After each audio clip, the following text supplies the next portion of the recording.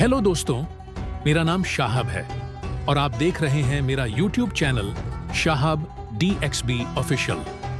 आज मैं आपको दुबई की सैर करवाने वाला हूं, तो प्लीज मेरे चैनल को सब्सक्राइब करें और इस वीडियो को लाइक जरूर करें।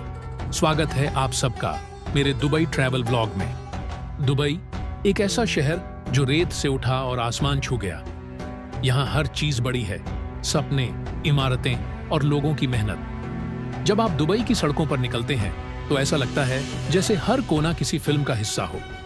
साफ सुथरी सड़कें, चमकते टावर और हर तरफ एक अलग। लेकिन दुबई सिर्फ मॉडर्न नहीं है, इसका एक पुराना दिल भी है, ओल्ड दुबई। यहाँ की छोटी गलियां, मसालों की खुशबू और लोगों की मुस्कान, सब कुछ इतना रियल लगता है।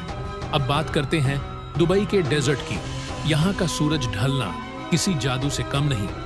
रेत पर चलते ऊंट, हवा में उड़ते कण और पीछे सुनाई देता संगीत, एक सपना जैसा एहसास। और जब आप दुबई, मरीना या पाम जुमेरा पहुंचते हैं तो समझ आता है कि क्यों ये सिटी इतनी खास है। नीला समंदर, चमकते टावर और हवा में लग्जरी का एहसास।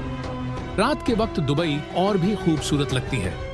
बुर्ज खलीफा की रोशनी और फाउंटेन शो देखकर बस यही लगता है, wow, dreams do come true.